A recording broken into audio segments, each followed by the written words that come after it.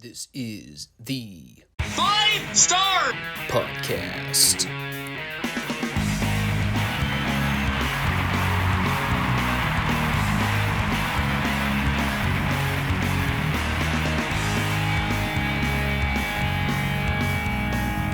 Let me talk to you.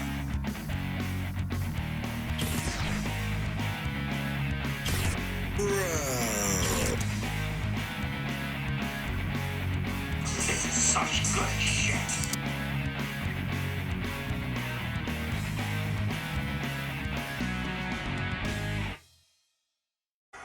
What do you guys want to talk about? All right, everybody. We're back. We're cooking. We're here for another Friday installment of the FSWR podcast. And I got a late start to the recording session this week. I'll give you 3 guesses as to why. If you say work-related, congrats. You've cracked the code. All in good fun, though. Just the way things have always been in my life. I go above and beyond for something, only to get very little in return. Discount a slight bump in the paycheck. But I do it with a smile. Do I complain about it? Nope. I just accept it as is. It's the polar opposite of what I see with these Gen Zers, where apparently it's more productive to gripe and moan about 9-to-5 labor jobs instead of, just accepting the fact that it's reality. It's great because those same people that will spend an hour, 2 hours of their day to record, edit, produce, and upload these stupid rants on social media, not realizing that in addition to the fact that nobody cares about their problems, they've also wasted 2 hours that could have been applied to, work. I mean, I guess that's sort of the thing I do on this channel. But at least when I gripe about stuff, it's vindicated. Because I have to talk about modern wrestling on this channel. I have every right to moan, bitch, and gripe about how horrible that stuff is. Because more often than not, I'm correct. Now, fortunately, we don't have modern wrestling on the docket today. It is the Classic Review Series edition of the show. So make sure y'all subscribe, comment, and like the video before we get rolling here. Show your appreciation for the channel, whether you're watching on YouTube or Rumble. And make sure you come back and check us out every Monday and Friday for new content and new shows. And if you happen to be one of those troubled youths that spend every waking moment of your life complaining about how horrible your job is on TikTok, might I suggest, get a new job. There's a novel concept. That's the most dad thing you'll ever hear from me on this channel. An unqualified dad at that, because I don't have children. But I'm sure that's something my dad would tell me. If you hate what you're doing, go do something else. Seems perfectly rational to me. So here's an interesting cold open for Crockett TV. Y'all remember when I was asking how long it would be until the mighty Wilbur got fed up with Paul Jones's bullshit? Apparently it didn't take too long. They gave us a bit of a teaser here. We did not see the full footage at the top of the program, but it was enough to basically let everybody know, yeah, Wilbur and Puddinhead are no longer affiliated. And by the way, when it comes to referring to somebody as Pudding Man, you have never seen somebody more elated to do so than David Crockett. The joy on this man's face, referring to number 1 Paul Jones as Puddinghead. He's never going to let that one up. Now, we'll talk more about the footage later on. The only other thing I noted about the open here with David and Tony was their announcement of the 4th upcoming War Games match. This time in Long Island, New York. A gimmick match that has now been spanned more times than Tony Khan spamming battle royals and tournaments on TV. Think about this for a second. Since July of this year, we have now had 4 War Games matches. 4. It is October of 1987. In 3 months, they totally killed the gimmick. Overkill. Anyway, the opening match this week was Handsome Jimmy and Bugsy McGraw versus Tommy Angel and Eric Long. Hideously atrocious by every sense of the word. Bugsy is now making his entrances like Seth Rollins. He's doing combinations of airplane and swimming motions. And their act together is so wacky that it's even leaving David Crockett speechless. David Crockett is at a loss for words. He has no idea what the hell's going on with these whack jobs. At one point early on, Eric Long took a bump off of Bugsy's ass by simply running into it. I think the idea was to go for a hip thrust. It was anything but that. There was a butt involved. It just was not a thrusting motion that was used. I believe the announcers called it the rear end. Hee. The beautiful thing about this is that as ridiculous as Bugsy's apparel was, I wasn't even fixated on that. I could not take my eyes off of Jimmy Valiant wearing matching zebra pants with a zebra headband. Of all pieces to coordinate, the headband is what he went with. So anyway, they're doing all these horrible spots. Bugsy won with a running splash. And then Valiant did a promo with the booth where his back was turned to the camera for nearly half of it. Couldn't understand a word he was saying. Here's everything I wrote down about their dialogue. Valiant said Bugsy is, quote, one of us. To which I said, no, he is not. And then Bugsy hyperventilated for about a minute and rattled off a bunch of incoherent psychobabble. He talked about local towns, and then he did another rambling promo about bears and algae. And I do not have a fucking clue what he was talking about. And as quickly as they broke away from that monstrosity, they come back for Barry Windham versus John Savage. To which I immediately asked, why the rush? Here's everything I wrote down. Barry did some moves. He won with the lariat. It is literally every cut and paste Barry Windham squash I've ever reviewed on this channel. There's never anything wrong with what he does. But it's just the most nothing happening stuff. And I like Barry Windham. But man, the more I watch of his initial babyface run in Crockett Promotions, God, is this guy boring. And speaking of boring, the follow-up promos with him and Mike Rotunda, they were equally unimpressive. I'll actually read you the final quote before we move on here, and you can draw your own conclusions on how uninspiring this was.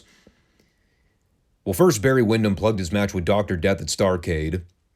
He says, friendship is out the window, and the only thing that matters is the gold. Here's the exact quote I wrote down from Rotunda. And I wanted to make sure I didn't paraphrase this because it kind of epitomizes a lot of Mike Rotunda promos. Quote, no one can beat me wrestling, and that's what I'm here about. To show a few people something. Huh. Well, those were indeed words. I'm sure there was a point somewhere in there. But that might be an all-time horrific promo. Just for that one line. I'm going to show a few people something. Dramatic pause included. For suspense. Have I ever mentioned how horrible these two were at promos? God love them. Great workers by their own right. But God, were their promos stinkers. So then we came back to the Starrcade Control Center. And I know when I say that, it probably sounds like a much bigger deal than it actually was. The Starrcade Control Center. Sounds quite nifty. I'm pretty sure it was literally the production truck. And we had Tony Schiavone, Jim Crockett, and J.J. Dillon sitting behind the desk. And they actually covered a lot of ground here. First and foremost, Tony ran down the updated Starrcade card, which I don't believe has changed much since the last time we reviewed the show. They added a 6-man tag with Jimmy Garvin, Michael Hayes, and Sting versus Eddie Gilbert, Rick Steiner, and completely out of the blue here, Larry Zbyszko. I was like, what? Talk about a wild card. At first I was thinking, this is just going to be a way to get everybody shoehorned on the card that doesn't already have a match booked. And then they threw the Larry swerve in there. And I was like, oh, that came out of left field, didn't it? But no, the bigger story here was everything on the updated contract status for the Dusty Rhodes-Lex Luger U.S. title match. JJ had been perusing the contract earlier on. And before we hear him speak on the matter, we also got a pre-tape of Dusty and what I presume was his Atlanta office. He's wearing a Hawaiian palm tree button-up shirt, like he was literally about to go tanning at the beach in the middle of fucking October. They were close enough to Florida. He probably just took a flight down and then came back for this pre-tape. But here's everything I got out of it. Dusty spent about 10 minutes putting himself over as a legend. He mentioned he agreed to the contract terms, and if he loses to Luger, his career would be over. It took me approximately 10 seconds to recap that. It took Dusty 10 minutes to deliver this promo. It was almost like watching an ASMR video. He's in this really hushed, monotone voice. With each passing word, I'm like slowly drifting off to sleep listening to him. And at the point they cut back to the control center with Tony, JJ, and Crockett, I like magically snapped out of a trance. And all of a sudden my brain started working again. And then JJ bitched about how the contract only specifies that if Dusty loses, he can't wrestle anywhere in the world for 30 days. But JJ wants that contract upgraded to a 90-day stipulation because 30 days is not enough. Pause. I thought the stipulation was a career versus title match. Career as in the entire length of your profession. If Dusty puts his career at stake, shouldn't that mean if he loses under any circumstance, he cannot wrestle for the rest of his life? 90 days would imply that he gets to come back. They're already all but spoiling the finish anyway, so I guess it doesn't matter. But it's odd. A career versus title match where the guy's career is basically on hold for 90 days. And then he can just come back after what's essentially an extended paid vacation. Doesn't seem that bad, honestly.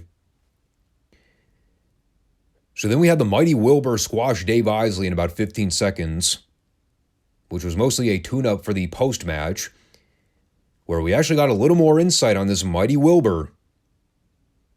Now, we sort of established that he's a humble big man with a big heart, as David Crockett noted. And again, they alluded to this at the top of the show, that Wilbur had enough of Paul Jones's antics after approximately 2 weeks of being aligned with the Army. So we got to see the full clip of Wilbur laying out Jones with a clothesline and then giving him the running splash, which Jones sold perfectly, by the way. Just laying there stiff as a board. And from there, in what had to have been one of the most authentic, genuine promo deliveries of all time,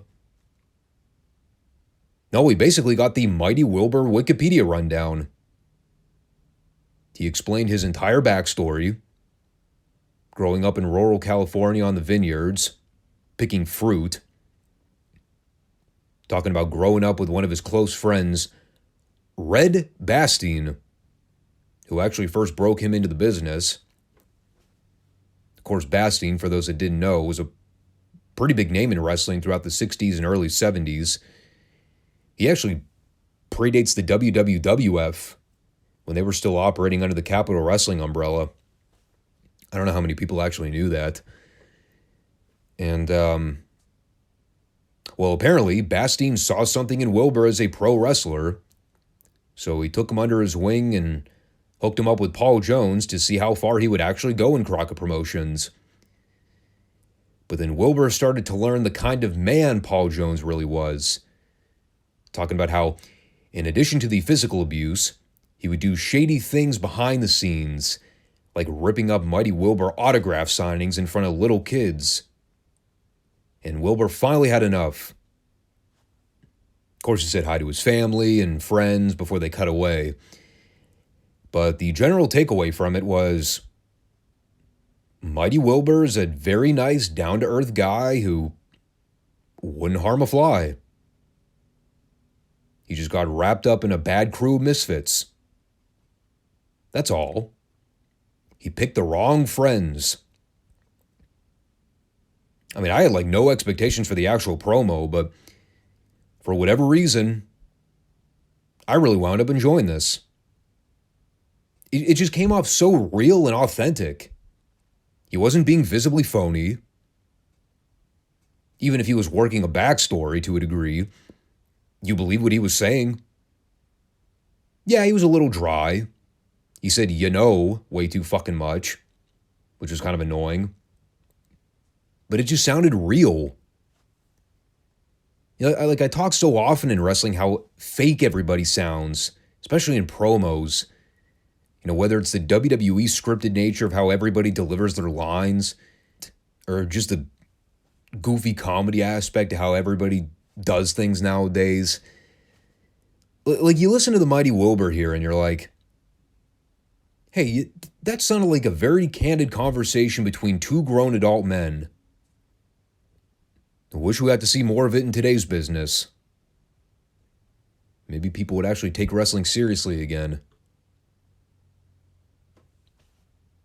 And then, of course, ironically enough, how soon should I say that, talking about real and authentic in pro wrestling, only to come back for a new breed tag match, the phoniest gimmick in the history of Crockett Promotions.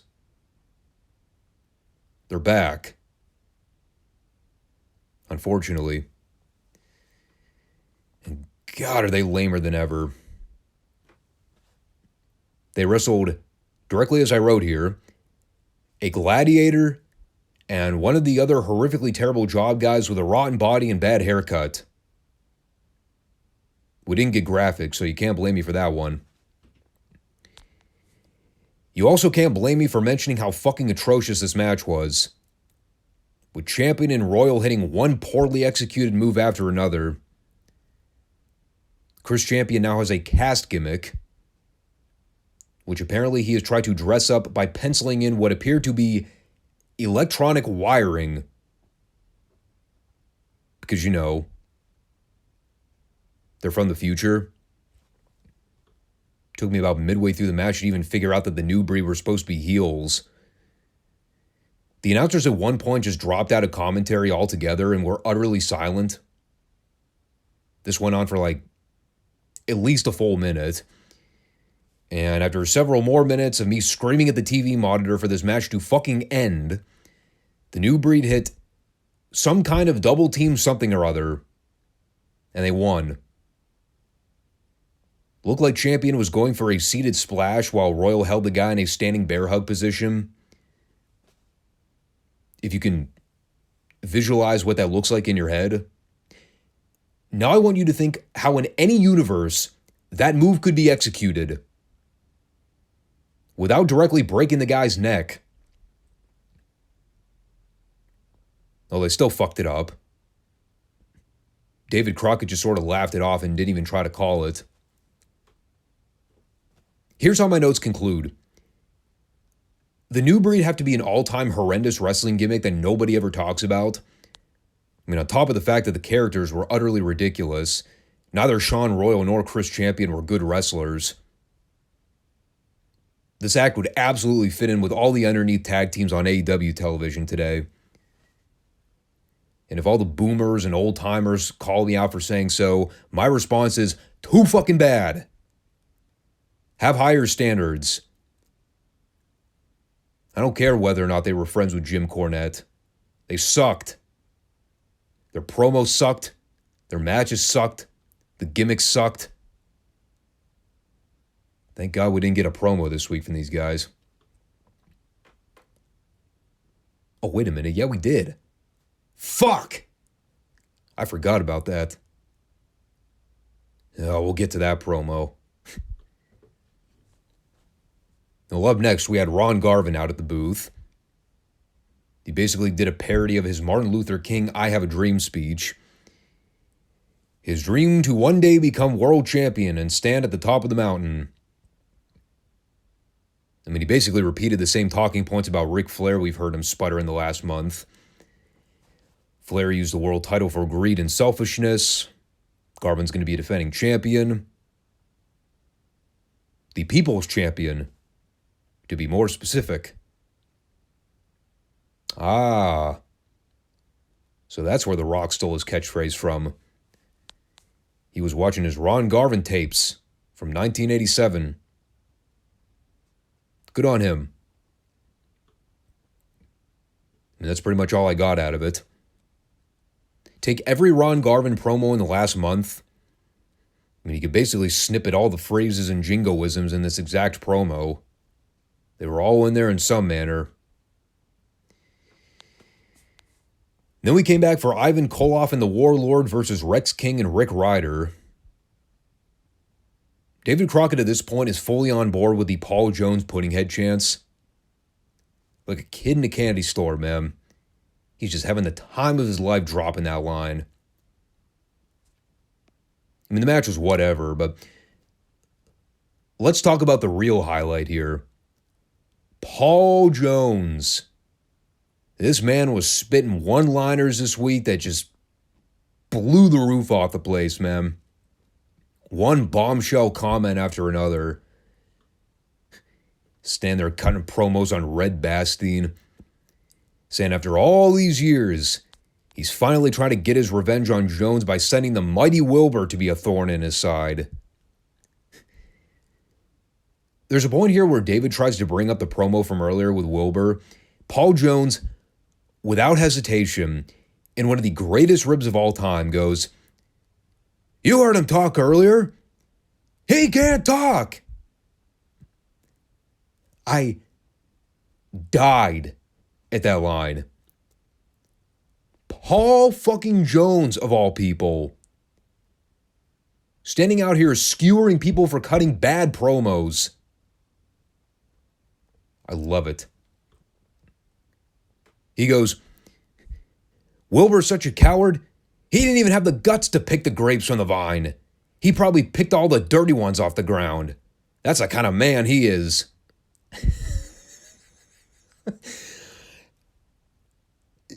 This guy's the best. He's the best. He's number one. What more can be said? So anyway, the heels won after Ivan gave one of the jobbers a sickle from a backbreaker position. Warlord was just kind of holding the guy over his shoulder.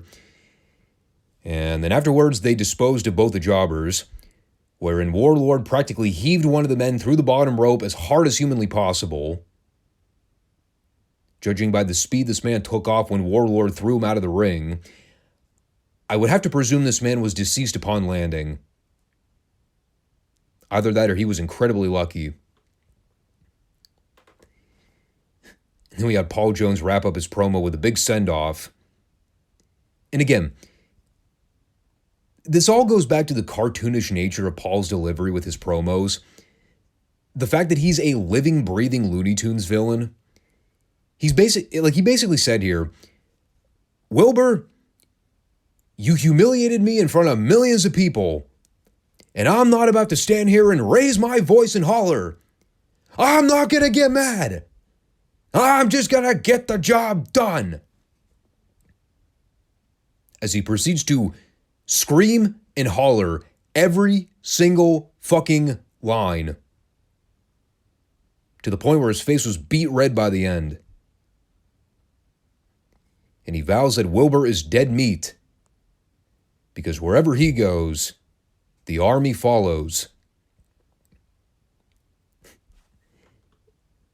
I just love the idea here.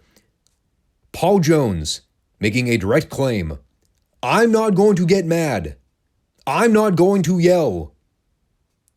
As he proceeds to smash his club off the podium and scream into the camera for 2 full minutes. What a legend. Fuck what Dusty said about him being a legend. Paul Jones is the true legend on this show. I don't care what anybody says. All the Paul Jones haters out there, eat a dick. This man was great. And then we came back for a horse Ric Flair promo. No, that is not me making a joke about the Horsemen. I mean, Flair was really raspy this week. He could barely get a promo out here. But, kind of like the Ron Garvin promo earlier. He didn't really say a whole lot. He plugged Chi-Town, plugged Starrcade. He mentioned something about the fame and fortune and notoriety that comes with being the world's champion. Specifically noting that him with $1 million will look a hell of a lot more impressive on paper than Ron Garvin spending money on new pairs of suspenders and pickup trucks. Which is basically his way of saying, Ron Garvin is not a main eventer and everybody knows it. Which is sadly kind of true if you look back through history. And then he promised he was going to fuck some girls in Chicago after he won the world title back, because, well, Flair has priorities, you see. He also tried to woo at the very end, but because of the state of his vocal cords, all he could basically get out was, "Whoa." It was almost as bad as that Bret Hart imitation of Flair on one of those Nitro shows back in the late 90s, where he actually cracked himself up as a shoot. All-time great Bret Hart moment. I never forgot that. Meanwhile, Michael Hayes and Jimmy Garvin wrestled Thunderfoot number 1 and Rick Idol.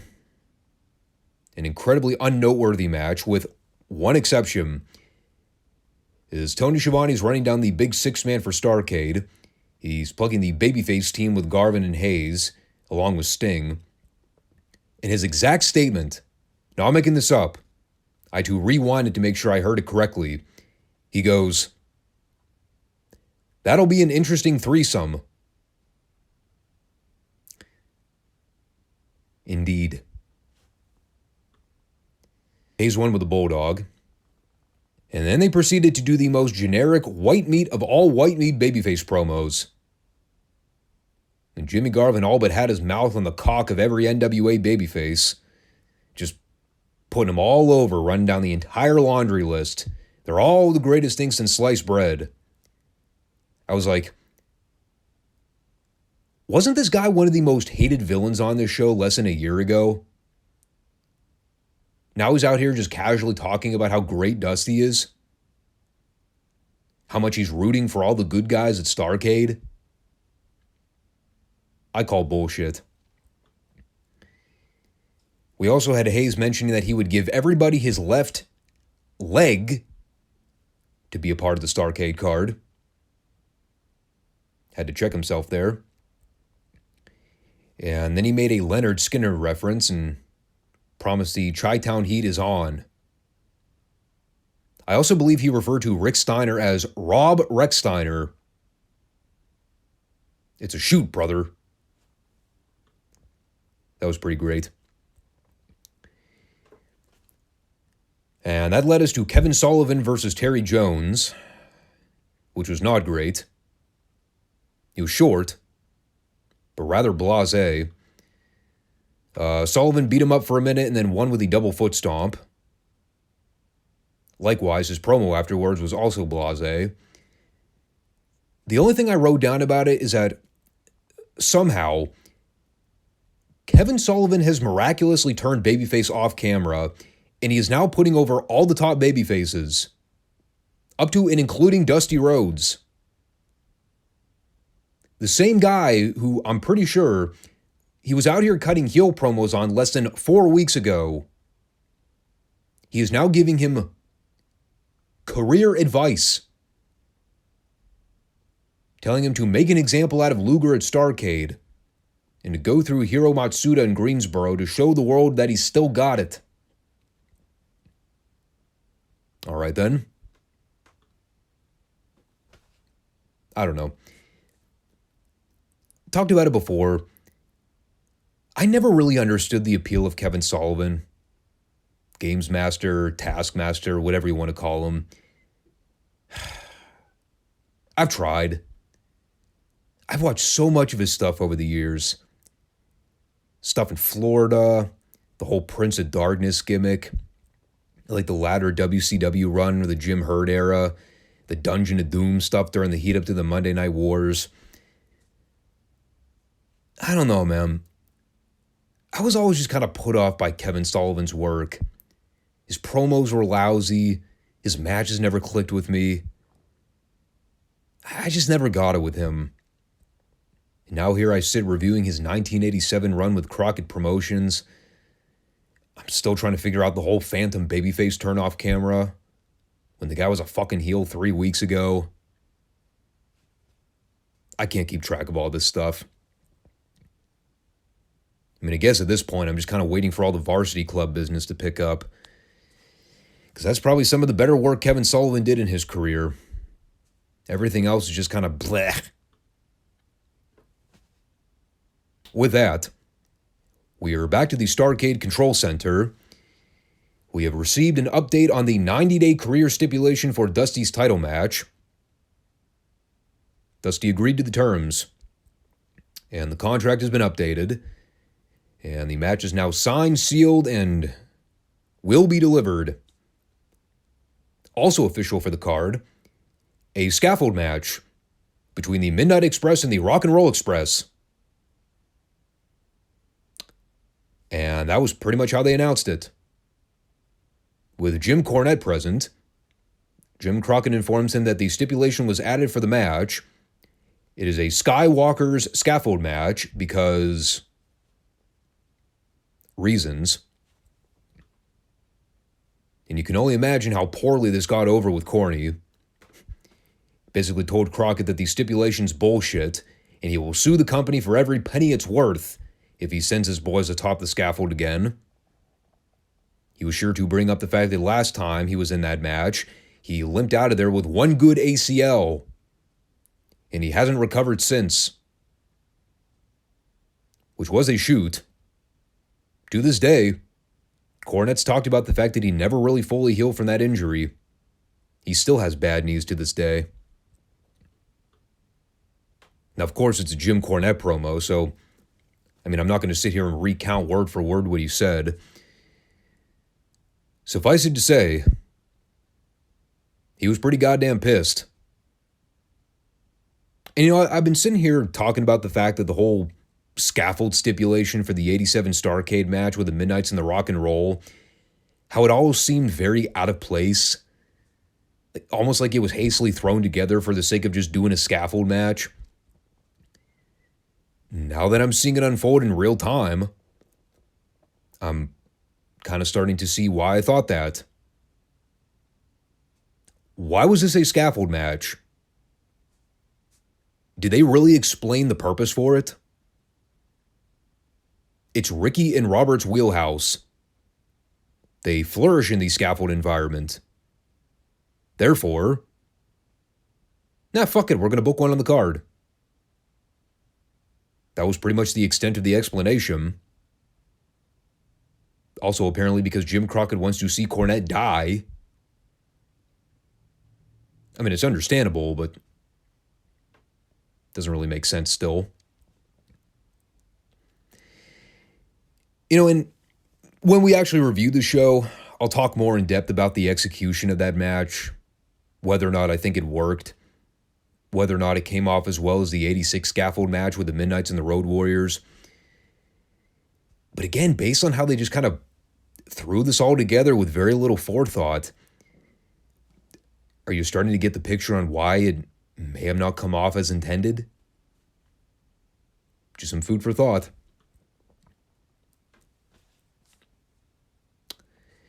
So coming back from break, we had Arn Anderson and Tully Blanchard versus Keith Steinborn and Ricky Nelson. Just an absolute mugging these Horsemen put on Nelson and Steinborn. They were all business this week. They beat the shit out of both guys. Arn gave Steinborn the big AA spine buster and then smashed him into the ground with a gourd buster.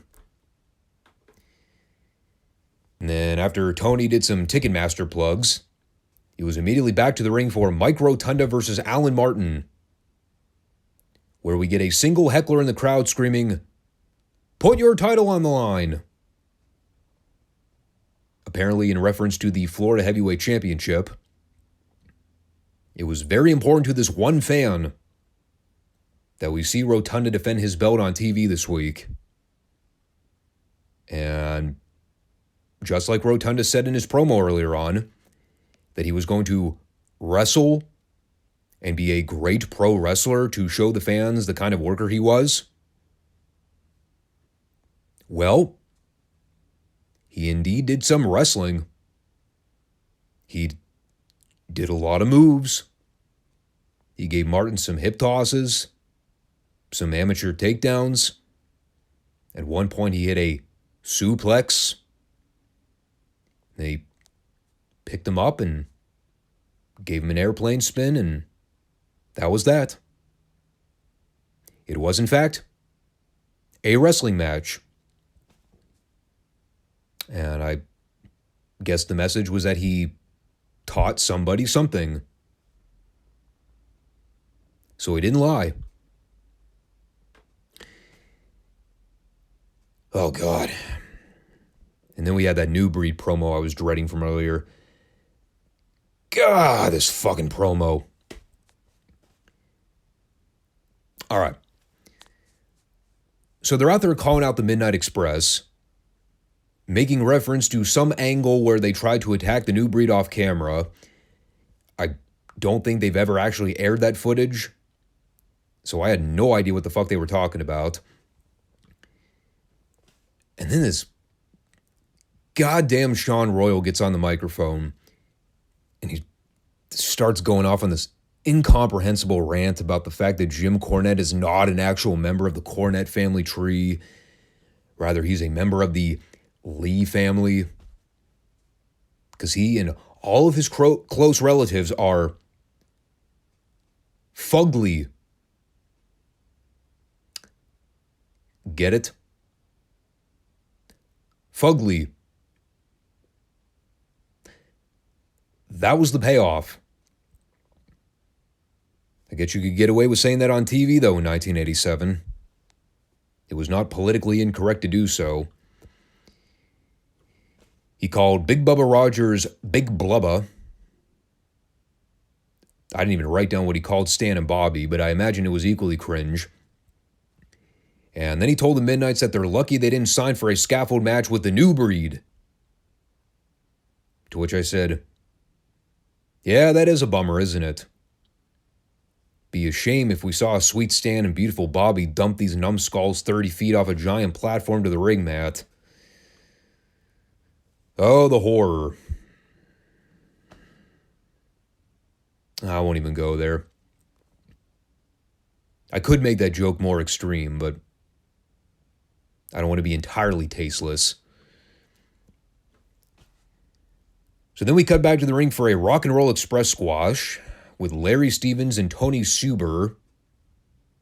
Again, Ricky is still taped up selling the shoulder injury. He's not at 100% storyline, even though he's out there wrestling like normal. I do like how Ricky and Robert are changing things up in their finishing sequence, though. They are not always reverting to the double dropkick spot.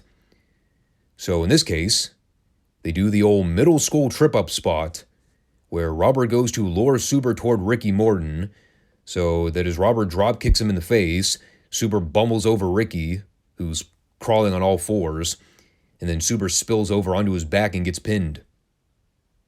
I was like, this is the exact kind of thing I would expect to see kids do on the playground. Here's fucking Ricky and Robert doing the same thing on a pro wrestling show in 1987. Some things never change. And then we had...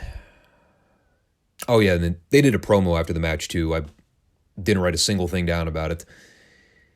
But that took us to the Midnights versus George South and the Italian Stallion. First thing my notes read about this segment. Every single one of these guys is dressed in all white. Yeah, you know, if I didn't know any better, I'd have guessed they were all on the same team. You think they could have color coordinated a little bit better this week?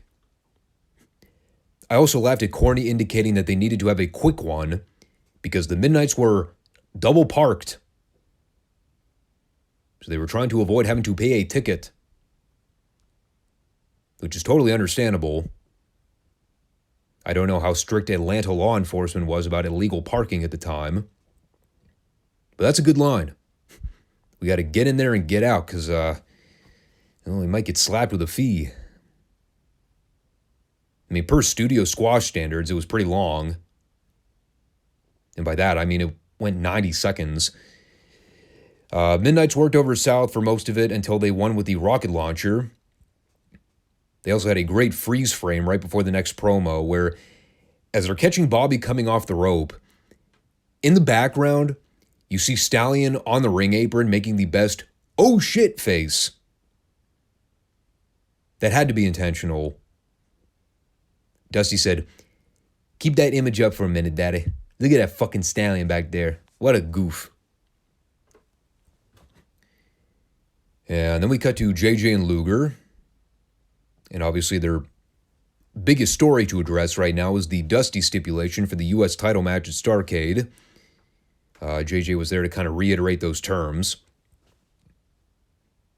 I just love the idea here, though. His main message: if Dusty loses, he's gone for 90 days.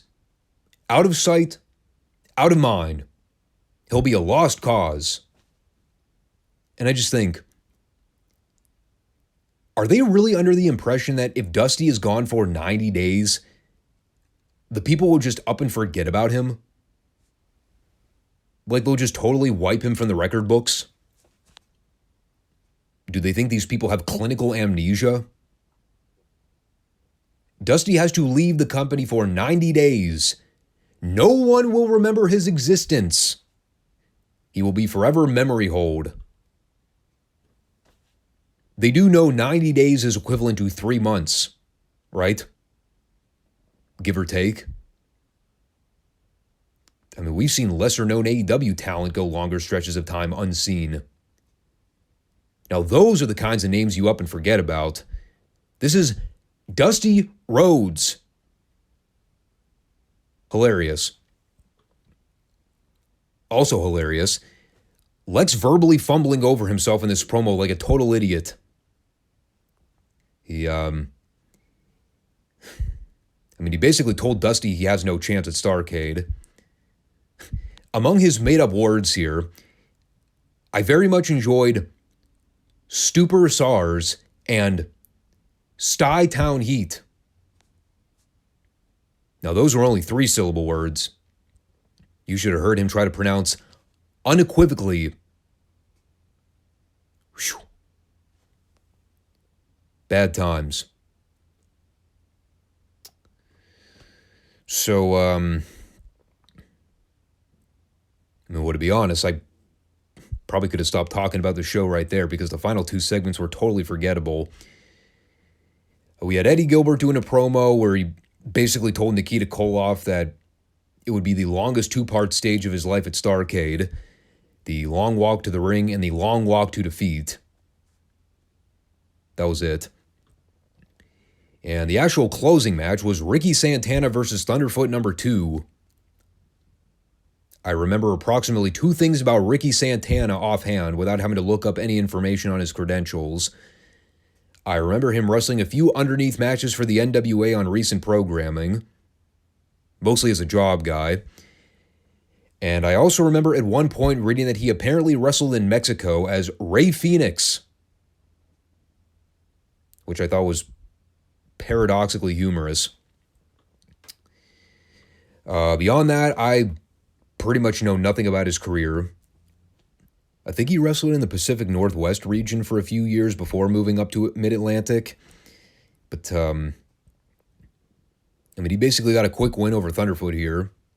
He won with the Thez Press leg hook, which was very unique. And they did a post-match interview saying that he's excited for Starrcade, a card that he is currently not booked for, but he is excited. I mean, in all seriousness, I like the show by and large. You know, they're doing all the right things and piecing together the Starrcade card. I think the big news bulletin to come out of this one was the announcement of the 90-day leave of absence for Dusty if he loses to Luger for the US strap, as well as the scaffold stipulation for the Rock and Roll Midnights match. Beyond that, it was just more about furthering along the advertised card to try and build up all the underneath prelims. Garvin and Flair took a back seat this week. Tully and Arn versus the Road Warriors took a back seat. I think they were mainly focused on the prelims here, and that's fine. You know, you don't want to beat the same programs into the ground over and over again. But, you know, with the show still being a month out, they've already almost got a fully booked card. It's crazy. Even the prelims have already gotten recognition. Yeah, I wish AEW and WWE would take note when booking their fucking pay-per-view cards. You can advertise and plug shit before the week of the pay-per-view, guys. It is not that hard. All right. Let me get my biggest gripe out of the way when it comes to this Mid-South episode. We had Moopface Root back at the commentary desk with good old Boyd Pierce. This was a significant downgrade from Bill Watts. Quite frankly, anything's a downgrade from Bill Watts. But, yeah, Bob Roop. Not my favorite color guy. Although he did have one legendary quote on this show that I made sure I wrote down, inferring that Mid-South television was being watched by, quote, 100 million people worldwide. 100 mil. That's a lot of people. That not only accounts for a little under half the entire United States population, I guess that would also account for the entire country of Bangladesh. I'm a little cynical on Bob Roop's math. But we'll talk about the big takeaway from this week's program in a little while. First on the card, we had Mr. Wrestling 2 going up against Hangman Harris in the Battle of the World's Lightest Lockups. Something tells me Wrestling 2 was keeping that intentional. Obviously, I don't need to fill you in with the details on what this match was designed to do. Basic Wrestling 2 showcase. If you remove Bob Roop's commentary and try to watch the thing on mute, the action was good.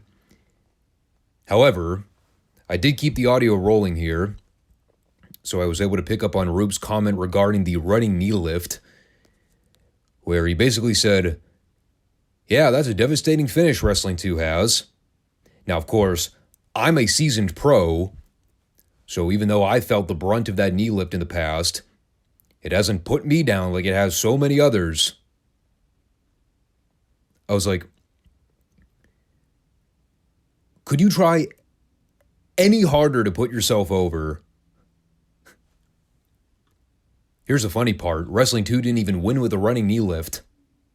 Well, he caught Harris with one toward the end, but as he staggered into the ropes, Wrestling 2 pulled out a bridging back suplex, and that was how he got the 3 count. Which was very impressive considering the balance he had leaning backward, especially trying to hold this big fat tub of goo over. Fine opener, but really nothing much more to say about it. Then we had a quick highlight package where they re-aired the Louisiana heavyweight title match from last week. Now, of course, you all remember, the match was Hacksaw Duggan versus Iron Mike Sharp. And what they claimed to be a shocking upset, Duggan defeated Mr. Sharp and won the championship with a spear. So, of course, as we head into this week, that puts him and Ted DiBiase in a nice little position as the current singles champions. Duggan's got the Louisiana title. DiBiase still got the North American title. And, factoring in the big title match for next week regarding the Mid-South tag straps, should DiBiase and Duggan win that match, that currently puts them at holding 4 of the most prestigious Mid-South belts. But that was just a highlight reel. If you want my coverage of that match, you can go listen to last week's show. What I will talk about is this Duggan DiBiase versus Ted Allen Marty Lundy match. And I got it right on my first try. I didn't subconsciously refer to him as Double A. It's still tempting. It was actually a really fun little enhancement match. And it wasn't a total squash like you figured it would be, considering the status level of DiBiase and Duggan on the card. They actually let Lundy and Allen get a little bit of shine here. Both guys got to make a comeback and get a little bit of babyface flurry going. Obviously, it backfired by the end. But, considering it was mostly a plot device to advance the title program, I was kind of shocked they let Lundy and Allen get so much in. I was also kind of surprised to see Lundy take the fall. Yeah, again, I know he was mostly relegated to job card status by this point in his career, but it's so weird to visualize in my head. There was a point in this business where Arn Anderson was a simple underneath enhancement guy. It really goes to show just how far this business has fallen. You don't get too many prodigies like Double A anymore, unless your name's MJF. And I'm kind of calling that into question even to this day. But Duggan caught him with a spear off the ropes. Pretty simple little finish. And again, with what it's leading to next week, not just being a regular tag match with Dog and Olympia, but is also loser of the fall must leave Mid-South for 60 days. And if you know your history of the territory, you probably know what the end result is. Again, I'm not going to dive into spoilers because, I want to try and recap this objectively as a casual viewer. We'll see how long that trend continues, especially as we advance into 83 and 84. I'll be very tempted to play the hardcore Mid-South fanatic, but I'll try to contain myself. Moving along, though. Up next, we had Kamala demolishing Bob Stabler. And about the time it took me to type the following words, Kamala versus Bob Stabler, that was how long the match lasted. It was over like 15 seconds later. No, literally, it was bell rings, clobbering chops, Kamala destroy, running splash, 1, 2, 3. Of course, we can't forget the belly pat, but that was mostly it for that one. At which point, we came back for a special JYD Mr. Olympia versus Grapplers tag belt. Tag bout. Non-title, but much like the Duggan DiBiase match from earlier, they used this to plug the Mid-South title match for next week. This was, now as I wrote down here, slightly less interesting than the Duggan DiBiase match. The Grapplers have been featured parts of the card in recent tapings, but ever since they kind of split off from the Wrestling 2 feud, they've been sort of coasting. I'm not even sure if that feud is still ongoing. I don't really think we ever got much of a conclusion or finality to it. I think Wrestling 2 got one victory over a grappler on television, and that was pretty much it. So the Grapplers are mostly job fodder here. It was going along relatively smoothly until the chaotic mess of a finish where it looked like both teams completely mistimed a double reversal spot. It was one of those messy transitions where you had JYD reverse on a grappler, but I think Mr. Olympia forgot to reverse his. So in one case, you had the babyface taking down a heel, and then on the other hand, you had a heel taking down a babyface. I'm not entirely sure if that was supposed to happen.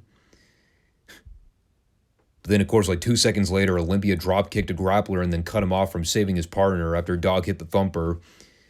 So the champ still won. It definitely had the photo finish vibe to it. But I always kind of like the chaotic nature of Mid-South tag finishes. Gives you the sense of real urgency. And that is something Mid-South was really good at, especially during the heat angles.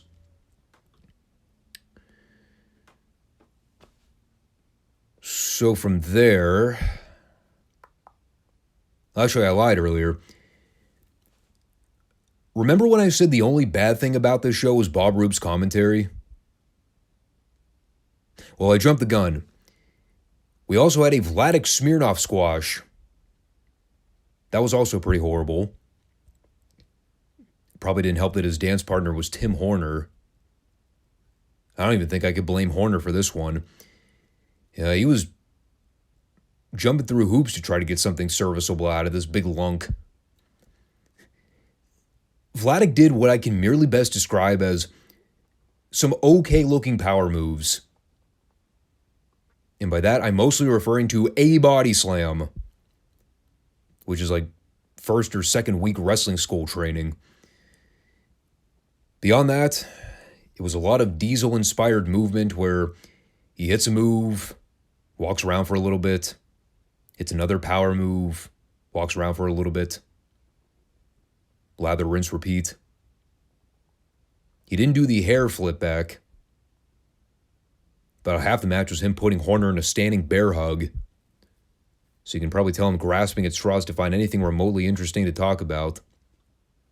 Well, he did end up going over with that backbreaker finish again. Remember the one last week where he hoisted the guy up into a sidewalk slam position, had the guy's junk right in his face?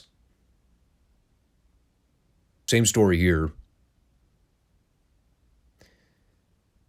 Something tells me he ought to get a new finish, because that's the only thing I can see after I focus on it.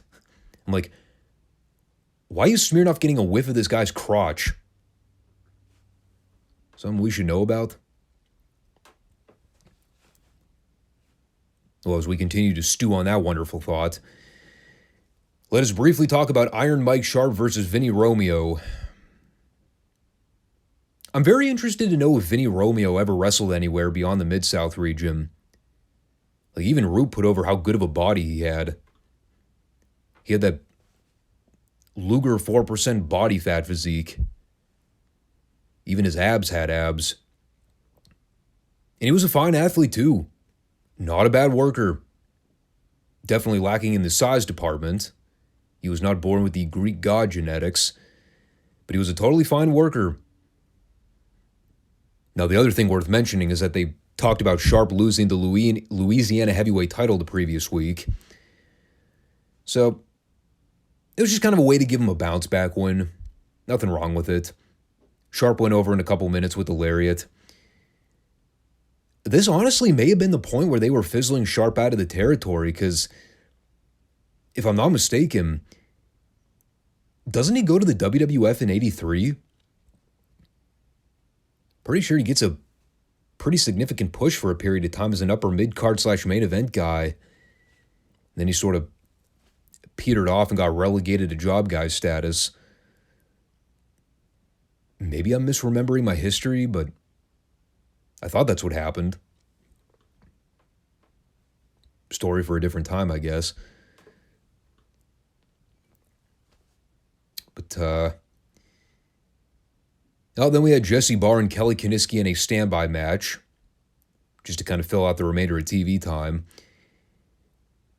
And it was quite literally the definition of time filler. Two underneath guys, green as goose shit. Bob Roop could not have been any more disinterested calling it. He was actually burying both guys for trying to work a babyface match. Basically saying all this sportsman-like chain wrestling is so bogus. Terrible wrestling philosophy to live by. Must have been getting his advice from Bobby the Brain Heenan. Win if you can. Lose if you must. But always cheat. Poor Jesse literally got blown up in 3 minutes. I have seen the Green Girls in NXT hit the ropes faster than the speed this guy was running. Good Lord. This definitely had one of my all-time favorite finishes, though.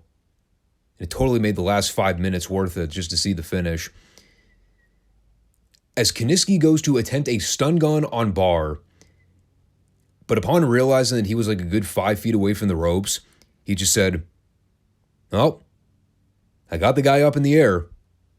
Fuck it. I'm going to just drop him face first and let gravity take its course." And gravity won. Jesse Barr landed face first on the mat, bounced up like a ping pong ball. I thought the guy broke his neck. And once I realized he was alive, well, that was the point I rewound it and laughed. But we did get one final hard sell for the loser leaves Mid-South for 60 days stipulation next week. Duggan and DiBiase went over to the commentary booth to finalize that. Basically confirm that it won't be us. Place your bets now to find out whether or not that is a true statement. I know what happens, but I'm not going to spoil it. I did know they were dressed up in pretty casual attire here. DiBiase had his hair all combed back. Duggan looked partially groomed. As groomed as Hacksaw Duggan could ever be. And they basically promised they would leave with the Mid-South belts next week. Solid heat promo. DiBiase would grow into a better heat magnet later on in his career, once he became a more well-defined gimmick. God, Duggan's heel promos are still so strange to me. You have to understand from my vantage point, I basically went my entire childhood only recognizing Jim Duggan as a babyface. So I'm out there listening to him cut these heel promos, and I'm like, this is the same guy, right? It is. Just hard to wrap my brain around that. But it was a good pitch. They basically said they were going to devote as much TV time to the match as possible, guaranteeing that we would get a finish. So they are really going out of their way to promote it as a big deal. Now, of course, the end result is this show basically became a buffer episode by comparison, which, it's fine. There really wasn't much to take away from this one overall. Kind of a bland vanilla episode. A couple okay moments in the squashes, but, you're not getting any major story advancement outside the Duggan DiBiase versus JYD Olympia title match. And that is where the fun really kicks in. But stay tuned, There is much more to come. And as per usual, we'll go ahead and round things out with this world-class episode with a very special encore presentation. Now, normally I don't spend a whole lot of time talking about these.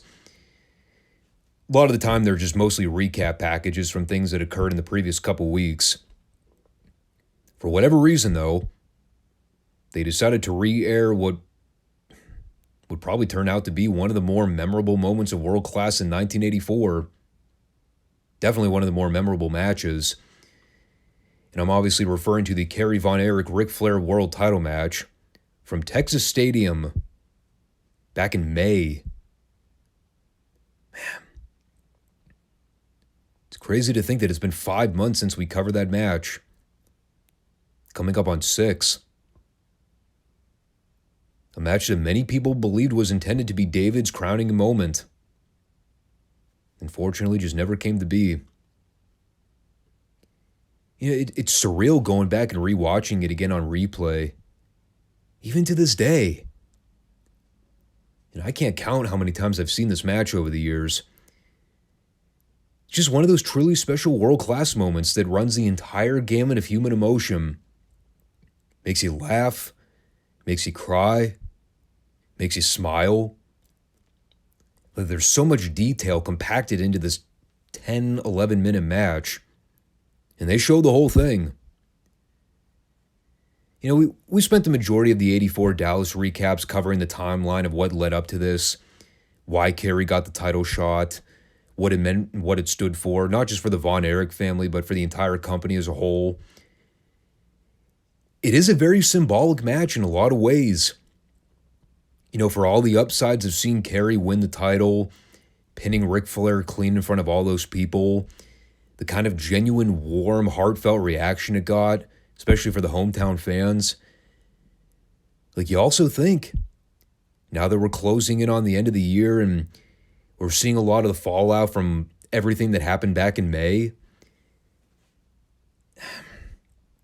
I mean, it's kind of a shame in a lot of ways, but I don't think there's really been a true memorable or iconic moment that's taken place since. The shows have had their ebbs and flows, but just thinking back to that match, watching it again, the environment, the timing, the circumstances surrounding it, I mean, it's hard to be able to capture a moment like that. It all seems like ancient history since we last talked about it, but I remember those discussions.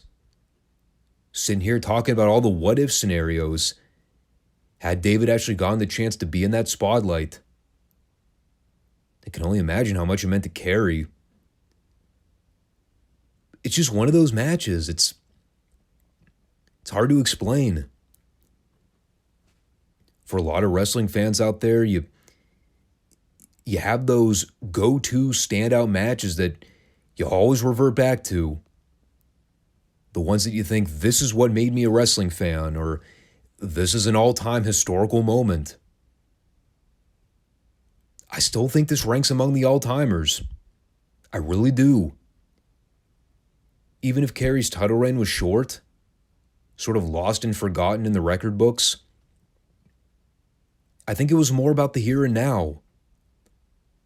When you look back at world-class championship wrestling and you think about its legacy, what were those standout moments?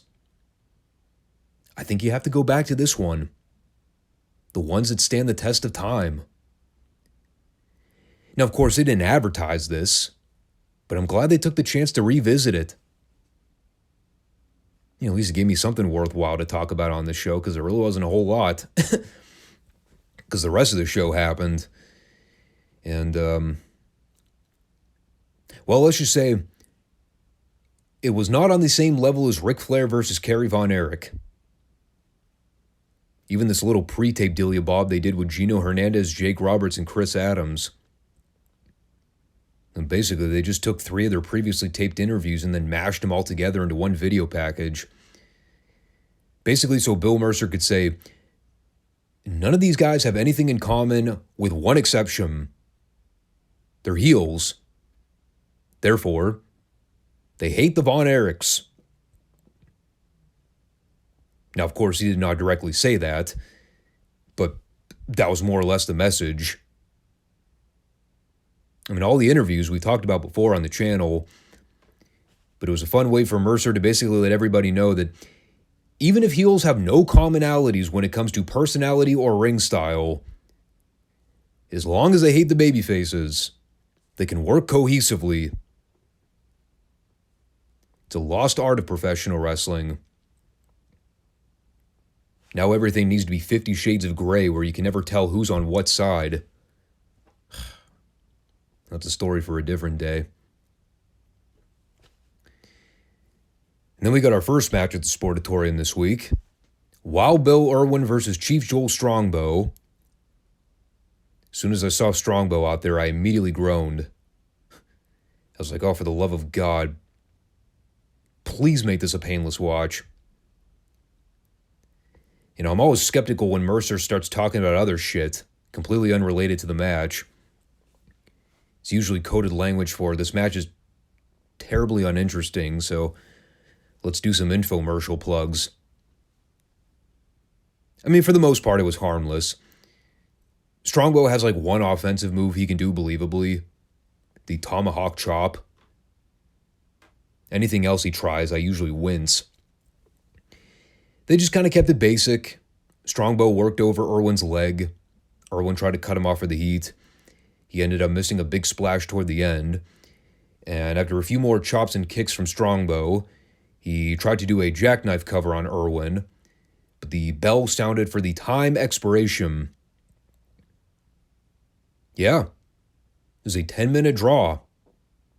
And it was surprisingly not boring. You know, I will say, Strongbow's been in a weird place when on the Dallas cards. They'll usually feature him in underneath matches. Sometimes they'll have him work with the upper mid-card guys. But I've noticed a lot of his pushes don't really go anywhere. Like, he'll be around for a while, but then he kind of disappears and then comes back. But he doesn't really progress anywhere. And like I said, he's a name. Like, the Dallas fans cheer for him. They do the Indian war cries. It just doesn't seem like there's been any growth for him up the card. And again, he's a regular on Dallas programming. Just an observation I noticed. But following that, we went back to the locker room for a pair of interviews. First up, we had the Iceman, who actually cut a hell of a fiery babyface promo. This is pretty awesome. Among some of his better quotes, I made sure to write down one golden comment here as he talks about the Chris Adams heel turn. The description being, he went goofy. He also noted that Adams used to be tight with him right up until he started negotiating with that low-life scum, Gary Hart. And that's when the Iceman knew that he made the wrong decision. But he didn't want to judge. He just wanted the chips to fall where they lay. See how things worked out. Let nature take its course. Nope. Turns out the Iceman's instincts were right. All along. He also covered the ongoing situation with his partner, Buck Zumhoff, in addition to the PYTs. If we remember, they destroyed his boombox in a devastating heat angle that left the Dallas fans littering the ring with garbage. Actually, that's a lie. Most of them just sat on their hands and didn't react at all. But Parsons wanted to let us know that he's got Zumhoff's back. Anytime. Any place. Oh, I forgot to mention this too. Another Iceman zinger, referring to his fists as soup bones. There's an outdated term in wrestling you don't hear anymore. When's the last time you heard someone refer to their bare hands as soup bones? I wish I'd bring that back. then we got Kevin for his half of the interview. And again, it's really good. Recapping the Chris Adams situation, which we've heard extensively at this point. I mean, Kevin's already shared his feedback on the matter. He even said here outright, "I'm sick of talking about it. I'm sick of thinking about it." Talks about how Adams left Kevin to the wolves when he walked out and let Jake and Gino gang up on him. That's not a manly move. That's cowardly. Kevin never liked Gary Hart to begin with. Now that we've seen his true colors, Chris has chosen his path. And now Kevin is here to settle the issue with his soup bones. And when it comes to Stella Mae French, while Kevin never advocated for her to be involved to begin with, the bottom line is, good woman or bad, Kevin is not going to stand by and let a grown man bully a helpless, defenseless woman. So he took matters into his own hands. Well, he's a nice guy. But it was great. Definitely one of the stronger Kevin Von Erich promos I've heard. He looked really comfortable talking with Mark Lawrence here.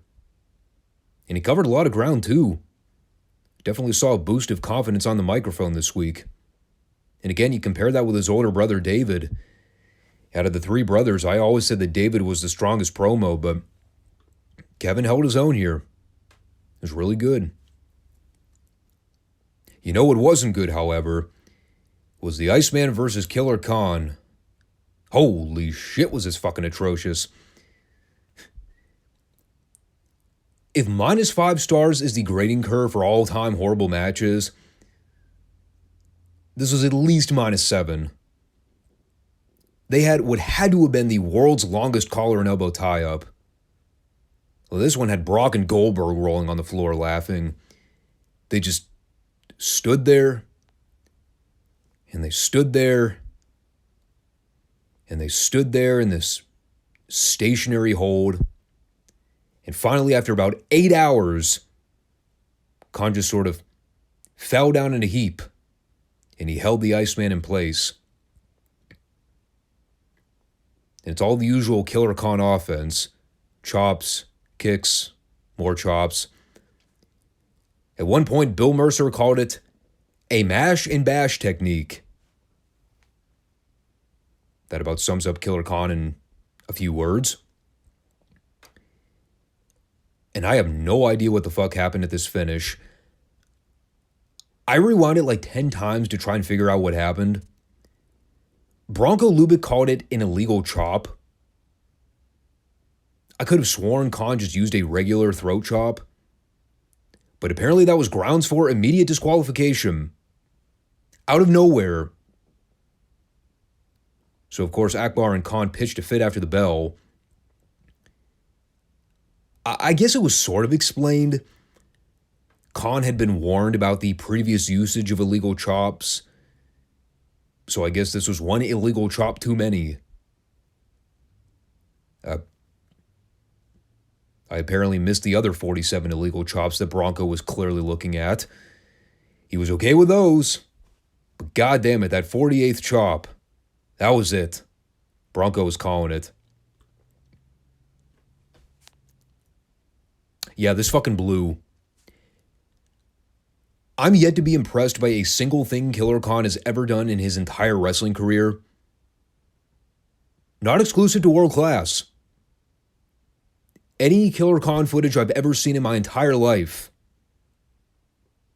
God, that guy was the shits. I mean, the Iceman is already limited when it comes to what he can do in the ring. This is the literal equivalent of mismatch pairings. Only by an act of God could this match be any good. And God failed to deliver. Boy, did he fucking fail. Thank God it wasn't the main event. Now, the actual main event was Gino and Jake versus Mike and Kevin. As my first note for this reads, I believe our first on-screen sighting of Gino holding both the Texas and American heavyweight titles. Remember all those weeks where I kept asking, are we ever going to see Gino physically holding both belts on camera? even though he claims to be a dual champion? Well, he had both belts. Glad to know he wasn't lying. When all was said and done, this may as well have been a 2-on-1 handicap match, because Mike barely did jack shit here. Well, first of all, the match was rushed all to hell.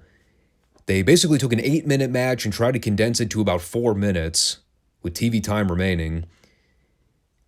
Stella and Lady Giant got into a ringside brawl literally 2 minutes in. It didn't even factor into the finish. It was just an angle for the sake of doing an angle. Meanwhile, here are Mike's entire contributions to this match.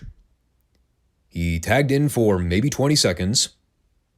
He hit a couple of stiff shots on Jake and then tagged back out. And then he stood on the apron for the remainder of the match, while Kevin not only got worked over for the heat, but he made his own comeback and still won. I was like, what a fucking geek Mike Von Erich was here. But that's literally what happened. Kevin shined early on. Gino and Jake cut him off. Then Kevin gave Hernandez a monkey flip out of the corner. Immediately hit a crossbody dive from the top rope. 3 count. All to set up the post-match, where after Mike and Kevin sent the heels packing, Kevin got on the house mic and he challenged Gino to a title match for one of the belts. I don't think he ever specified.